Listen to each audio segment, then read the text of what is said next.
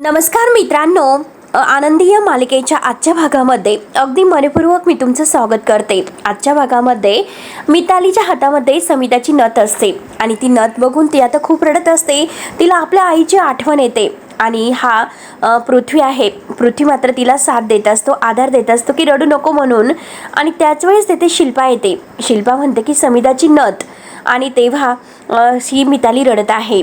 तेव्हा आता पृथ्वी म्हणतो की हो ना, सकाळपासून तिला आईची फारच आठवण येत आहे आणि ही नथ पाहून ती रडत आहे। तिला आईला म्हणजे खूपच तिला आठवण येते। तिच्या डोक्यावर आता पृथ्वीचा हात असतो आणि तिला एकटं पडल्यासारखं वाटतं असं तो म्हणत असतो। तेव्हा आता मिताली फार रडत आहे, तर शिल्पा तिला जवळ घेते आणि मितालीला आणखीनच रडू येत असतं, ती खूप रडत असते। त्यावरती आता लगेच आनंदी म्हणजे शिल्पा म्हणते की हे बघ अगं, मी आहे ना तुझ्यासोबत, असं रडायचं नसतं। आणि तेवढ्यात पृथ्वी मात्र आता आत्याच्या शेजारी बसतो आणि म्हणतो की आत्या, आम्ही तुझी परमिशन मागायला आलो।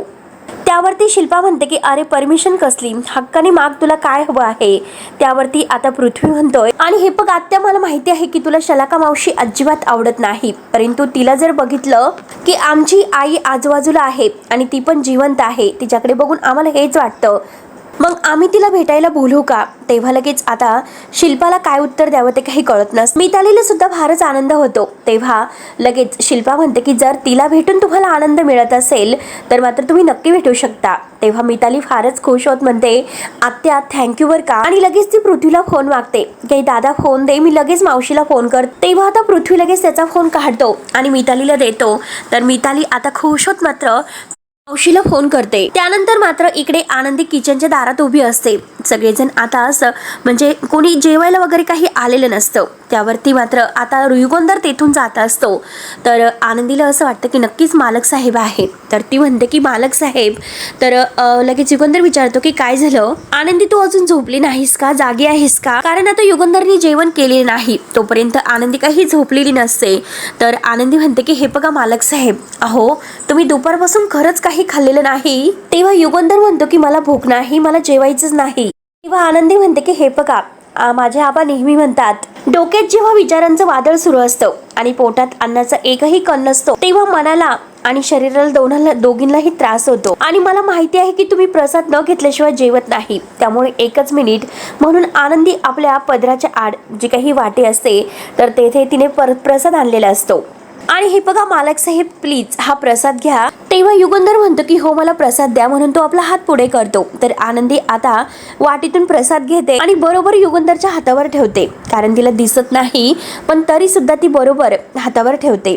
युगंधर मात्र आता प्रसाद खातो, तर आनंदी म्हणते की मालक साहेब, त्यानंतर आनंदी म्हणते की हे बघा मालक साहेब, माझ्यासाठी नाही पण निदान 2 घास पोटासाठी तरी खाऊन घ्या, कारण आता प्रसाद खाल्लेला आहे पण पोटासाठी खा। तेव्हा आता आनंदीचं ऐकून मात्र आता युगंधर खरंच जेवायला बसतो। तेव्हा आनंदी म्हणते की मालक साहेब माफ करा, लहान तोंडी मोठा घास घेते, पण आज जे काही झालं त्यामुळे तुम्ही खूप अपसेट आहात हे मला माहिती आहे, पण हे बघा मालक साहेब तुम्ही एवढं चिडू नका, हे बघा ती तुमच्याच पोटची मुलं आहेत आणि मुळात म्हणजे ती लहान आहे। त्यावरती आता युगंधर म्हणतो की आनंदी, माझ्या वैयक्तिक आयुष्यामध्ये ढवळाढवळ करण्याची परवानगी मी तुला नाही दिलेली। माझ्या मुलाशी कसं वागायचं, काय करायचं आणि त्यांची कोणती गोष्ट मनावर घ्यायची नाही, कोणती नाही, हे सर्व काय आहे तर ते फक्त आणि फक्त मी ठरवणार। आणि हे बघ मला त्यांच्याविषयी तुझ्याकडून मात्र कोणतेही ज्ञान नकोय, असे बोलून तो 1-2 घास खातो आणि लगेच आता ताटाला नमस्कार करून निघून जातो। आनंदीला वाईट वाटतं पण तरी सुद्धा ती शांत राहते। त्यानंतर आता संध्याकाळ होते आणि तेवढ्यात मात्र आता ही मिताली आणि पृथ्वी यांची मावशी घरी आलेली असते आणि आता ही मावशी मात्र शिल्पा आणि घरातील बाकी कोणालाच पसंत नसते, कारण ती आहेच तशी।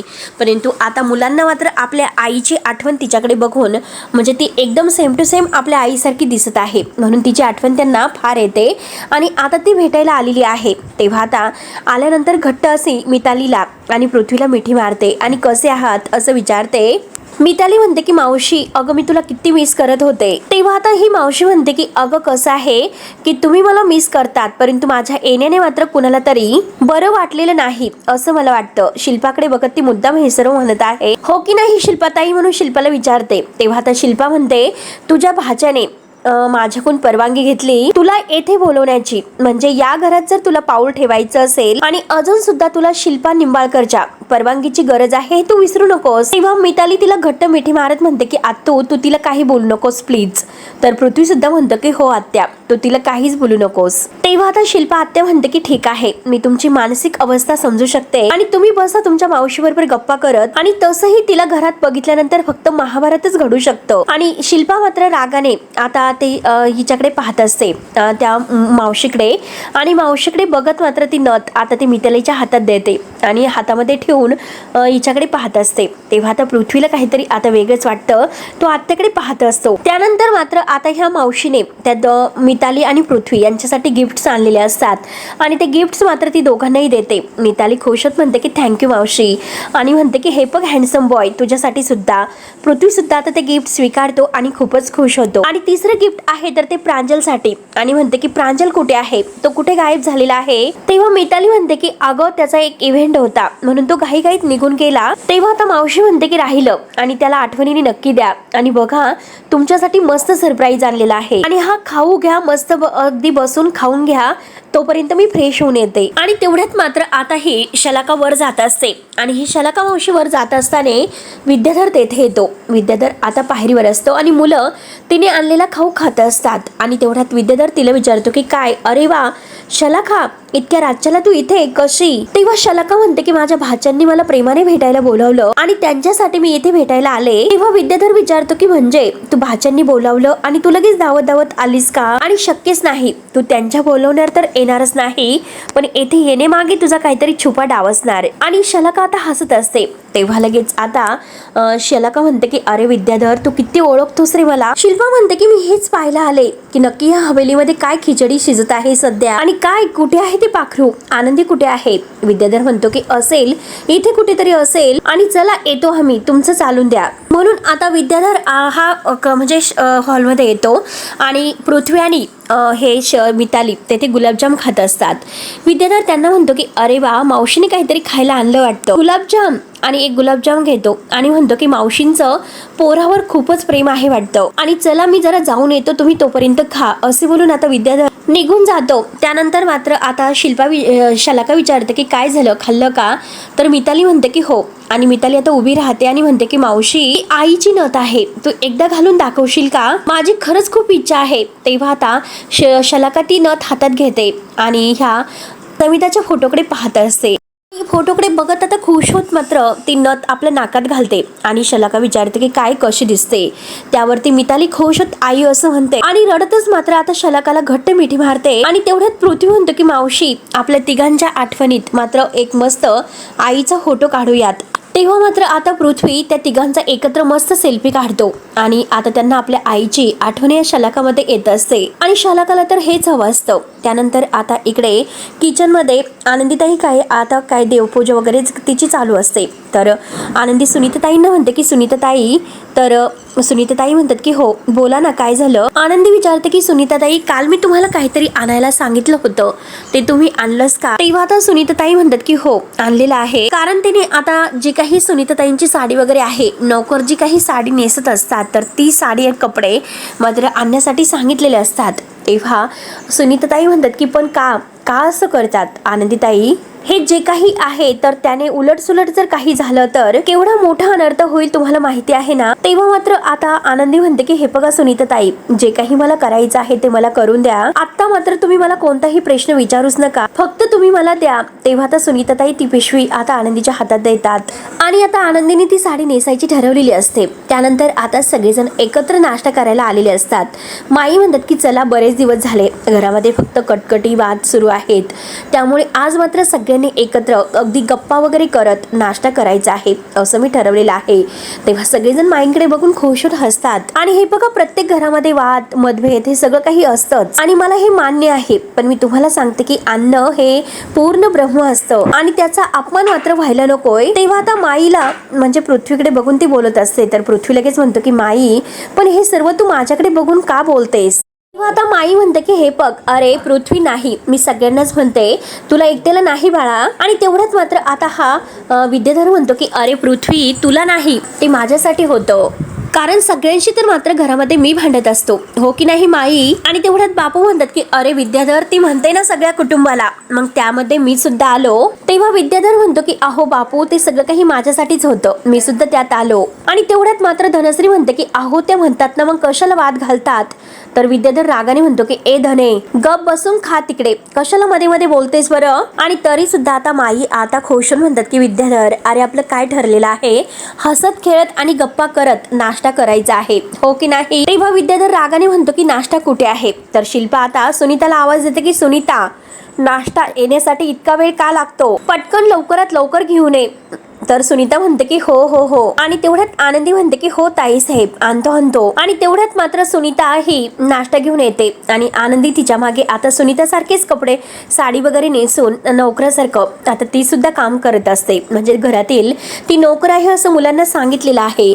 म्हणून मात्र आता लगेच ती हातामध्ये चहाचा ट्रे वगैरे घेऊन येते. आणि तेवढ्यात मात्र आता सगळेजण खाली बघत असतात, परंतु जेव्हा आनंदी समोर येते तर युगंधरचं लक्ष आनंदीकडे जातं. तर आनंदीला मात्र या लुक मध्ये बघून तर त्याला धक्काच बसतो. त्यानंतर विद्याधर सुद्धा आनंदीकडे बघतो, शिल्पा सुद्धा आणि माई सुद्धा. घरातील सगळेजण जेव्हा आनंदीकडे पाहत आहे तेव्हा सर्वांना धक्काच बसतो. आणि तेव्हा विद्याधर आनंदीकडे बघता बघता आपल्या मनात म्हणतो की आनंदी नोकराची साडी घालून का आली असेल? माई आणि बापूंना सुद्धा धक्काच बसलेला असतो. आनंदीने असं का केलं असेल? का ती नोकरासारखं आता घरामध्ये राहत असेल? पण शिल्पाला मात्र आता खूप आनंद होतो. शिल्पा म्हणते की शेवटी आलीच, आता स्वतःच्या लायकीवर ती आलीच, बरं झालं, हेच हवं होतं. तेव्हा आता विद्याधर आता स्वतःला म्हणतो की आता मात्र हिला काहीतरी वेगळ्या साडीमध्ये बघायला मिळणार, तर आता मात्र ही या घरातील नोकर आहे, म्हणजे मी तिचा उपभोग तर घेऊ शकतो.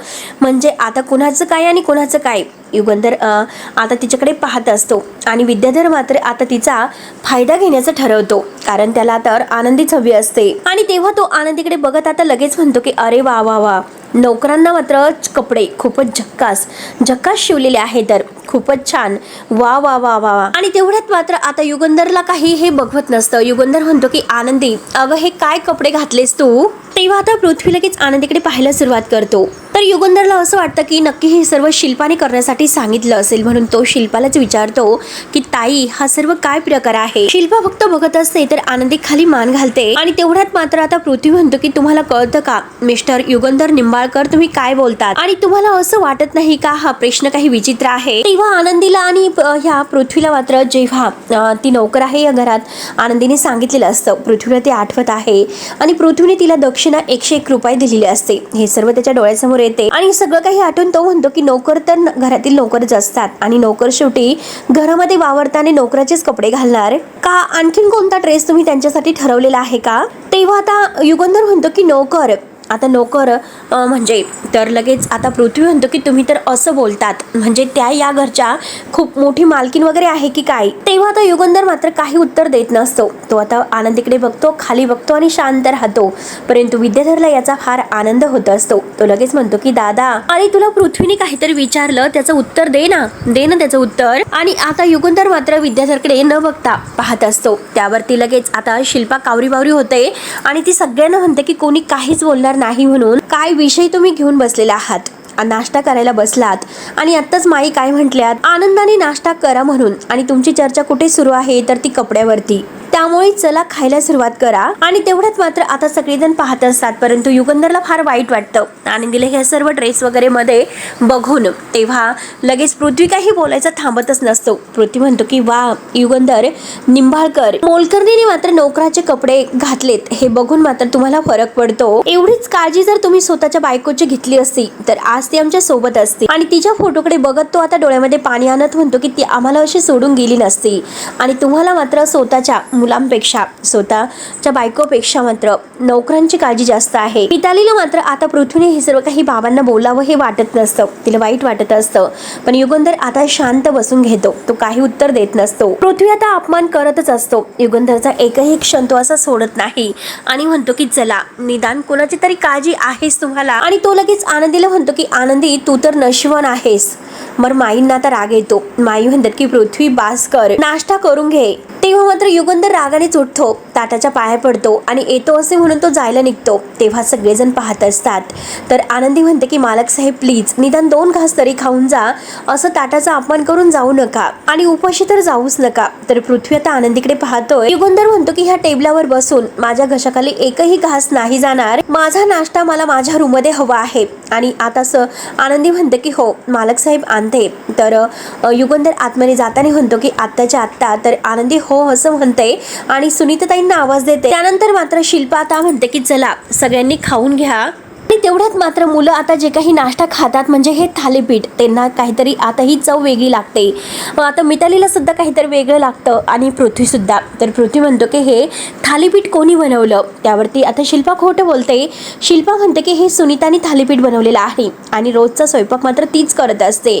तेव्हा पृथ्वी म्हणतो की नाही, हे थालीपीठ सुनीताने नाही बनवलेलं. आता ही मिताली सुद्धा म्हणते की हो हे सुनीताने नाही बनवलेलं, कारण ही जी चव आहे तर ती चव मला सुद्धा ओळखीची वाटते आणि असं वाटतं की कधीतरी ही चव मी खाल्लेली आहे, हे थालीपीठ खाल्लेलं आहे. आणि आता म्हणजे पृथ्वी सुद्धा म्हणतो की हो एक्झॅक्टली सुनीताची जी काही हातची चव आहे ती मला माहिती आहे, तिने मात्र हे थालीपीठ नाही बनवलेलं. आणि हे थालीपीठ कोणी बनवलं असं मात्र आता जेव्हा पृथ्वी विचारतो कोणी काहीच उत्तर देत नसतो. आता सगळ्यांना माहिती असतं की थालीपीठ आनंदीने बनवलेला आहे म्हणून, पण तरी सुद्धा कोणी काही उत्तर देत नाही. त्यानंतर मात्र युगंधर आपल्या रूममध्ये असतो आणि सुनीता आणि आनंदी नाश्ता घेऊन येतात. सुनीता नाश्ता टेबलवर ठेवते. आनंदी म्हणते की मालक साहेब तुमचा नाश्ता इथे टेबलवर ठेवलेला आहे. आनंदी सुद्धा आता जायला निघते. तर युगंधर तिला थांब असं म्हणतो आणि तो विचारतो की आनंदी हे सर्व काय चाललेलं आहे तुझं, आणि मला एक गोष्ट सांग, तुला या घरात मोलकरीण म्हणून राहण्याची काय गरज आहे बरं. आणि खाली तू सगळ्यांच्या समोर हे सांगायचं की तू मोलकरीण नाही म्हणून, आणि तू हे सगळं नोकराचे कपडे वगैरे कशाला घातलेस, कशाला हे नाटक करतेस. मला एक गोष्ट सांग, तुला हे सर्व शिल्पाताईंनी करण्यासाठी सांगितलेलं आहे का. जे खरं आहे आनंदी ते खरं सांग. आणि हे बघ शिल्पाने तुला या घरात नोकर बनवलेलं आहे का. जे काही खरं खरं आहे ते मला आत्ताच्या आत्ता सांग. तेव्हा आता आनंदी काहीच उत्तर देत नसते. ती विचार करते आणि शिल्पाचं सुद्धा काही कधीच मात्र ती युगंधरला सांगत नसते आणि नाही असं म्हणते. आणि म्हणते की हे बघा मालक साहेब मला कोणीही काही करण्यासाठी सांगितलेलं नाही, हे सगळं काही पूर्णपणे मी माझ्या इच्छेने करत आहे. तेव्हा युगंधर विचारतो की पण हे सर्व का आणि कशासाठी करत आहे तू. तेव्हा आनंदी म्हणते की कारण मला तुमच्यामध्ये आणि आपल्या मुलामध्ये असणारा दुरावा अजून नाही वाढवायचा. तेव्हा मात्र आता युगंधर विचारतो की आपल्या मुलामध्ये. तर आनंदी म्हणते की हो, कारण तुमच्यामध्ये आणि मुलांमध्ये जे काही पिस्तू आहे तर तो अजूनच जात नाही, आणखीनच चिघळतोय. आणि जर त्यांना हे समजलं की तुम्ही माझ्यासारख्या साध्या एका दुसऱ्या मुलीशी लग्न केलेलं आहे तर मात्र ते कधीच तुम्हाला माफ नाही करू शकणार. आणि मग तुमचं हे नातं आहे तर ते सांधण्याऐवजी आणखीन तुटत जाईल. तेव्हा आता युगंधर म्हणतो की पण खरं काय आहे ते आज न उद्या त्यांच्यासमोर सत्य येणारच आहे. आणि हे सगळं नाटक किती दिवस चालणार आहे, आणि ज्या दिवशी हे सर्व कळेल त्या दिवशी तूच सांग बरं आपण काय करणार आहोत. त्यामुळे हे बघ मी कुणालाही घाबरत नाही. अख्ख्या गावात मी तुझ्या गळ्यामध्ये मंगळसूत्र घातलेलं आहे आणि या घरात मात्र तुला मी बायको म्हणून घेऊन आलो, मग कशाला ही लपाछपी करायची आहे, मुलांपासून कशाला हे लपून ठेवायचं. हे सगळं काही खरं आहे आणि ते सर्व त्यांना सांगून टाक. तेव्हा आनंदी म्हणते की हो सांगूयात, पण सगळं काही वेळ आल्यानंतर. आणि हे बघा मालक साहेब जर अचानक त्यांना हे सर्व सत्य समजलं तर एकतर तुमच्यावर त्यांचा अगोदरच राग आहे आणि त्यांच्या मनात असणारा तुमच्याविषयीचा राग कधीही कमी नाही होऊ शकत, उलट तो आणखीन वाढेल. त्यामुळे प्लीज मला स्वतःसाठी थोडासा वेळ द्या. मी स्वतःहून आणि आपण स्वतःहून मात्र हे सत्य त्यांना लवकरात लवकर सांगूयात. पण प्लीज मला एकदा त्यांना समजून घेऊन दे. त्यांना ह्या सर्व परिस्थितीची आता सगळं काही अगोदर जाणीव होऊन द्या. सगळं त्यांना समजून उमजून झालं पाहिजे, म्हणजे जरीही उद्या त्यांच्यासमोर हे सत्य आलं तरी सुद्धा तुमच्याविषयी असणारा दुरावा त्यांचा आणखीन नाही वाढणार. तेव्हा आता युगंधर म्हणतो की हे बघ आनंदी तुला वाटतं तितकं सोपं नाही त्या गोष्टी. माझी मुलं कशी आहे, त्यांचा स्वभाव कसा आहे हे फक्त आणि ते कसे वागतात हे फक्त मलाच माहिती आहे, हे दुसरं कुणालाच माहिती नाही. हे बघ आनंदी तुझा हेतू चांगला आहे पण त्याचा मार्ग मात्र खूप कठीण आहे. तेव्हा आता आनंदी म्हणते की हे बघा आयुष्यामध्ये कोणता मार्ग सोपा असतो, आणि माझ्या आयुष्यामध्ये तर कायमच मात्र काटे काटेच आलेले आहे. आणि देवाने दृष्टी म्हणजे तिला दृष्टी सुद्धा दिलेली नाही हे मात्र तिला म्हणायचं असतं, पण ती फक्त म्हणते की देवाने दृष्टी आणि पुढचं बोलायचं बंद होते, कारण युगंधरला माहिती नसतं की आनंदी आंधळी आहे म्हणून. तेव्हा आता आनंदी बोलायचं थांबते आणि कावरी बावरी होते. युगंधर तिच्याकडे बघत असतो. आता मित्रांनो, म्हणजे आनंदीचं हे सत्य युगंधर पासून कसं लपून राहील का, युगंधरला हे सत्य ओळखलं असेल का, हे बघणं आता खूप इंटरेस्टिंग ठरणार आहे. तेव्हा आता मित्रांनो, हा भाग येथे संपतो. पुढील भागामध्ये युगंधर आणि आनंदी आता मंदिरात आलेले आहे. आनंदी खूप छान तयार झालेली असते, कारण वटपौर्णिमेचा सण असतो आणि त्याच वेळेस मात्र दोघंही मंदिरात आलेले आहे. आनंदी खूप सुंदर दिसत असते. तर युगंधर म्हणतो की हे बघ आनंदी, तुला हा वटपौर्णिमेचा उपवास धरण्याची काही गरज नाही आणि ही पूजा करण्याची सुद्धा, कारण मी तुला पत्नी मानत नाही. त्यावरती आनंदी म्हणते की कारण मी तुम्हाला पती तर मानतेच, प्लीज माझी इच्छा आहे, मला हे व्रत करून द्या. त्यानंतर मात्र इकडे आनंदी ही आता डायनिंग टेबलवर सगळी साफसफाई वगैरे करत असते आणि तिच्या मागून आता हा विद्याधर येतो आणि तिला मिठी मारायला घेतो. आनंदीला आता अगदी ओळखतं की नक्की विद्याधर आहे, म्हणून ती लगेच आता बाजूला होते. व विद्याधर तिच्या आणखीनच जवळ येतो आणि म्हणतो की आता तू या घरातील नोकर आहे ना, मग नोकराने कसं मालकाचं ऐकायचं असतं, त्याची सेवा करायची असते आणि स्वतः मात्र मी तुला आता सेवा करण्याची संधी देत आहे, म्हणून तो तिला धरतो, तिचं तोंड दाबतो आणि तिला आता त्रास देत असतो. तेव्हा आता आनंदी बिचारी आता म्हणजे ओरडत असते, परंतु याने मात्र तिचं तोंड दाबलेलं असतं. तर मित्रांनो, आज मात्र रक्षण करण्यासाठी म्हणजे आनंदीला ह्या नराधमाच्या तावडीतून सोडवण्यासाठी युगंधर कसा धावून येतो, हे बघणं आता खूप इंटरेस्टिंग ठरणार आहे. तेव्हा मित्रांनो, आता पुढे काय होणार आहे हे बघायला विसरू नका. तोपर्यंत धन्यवाद.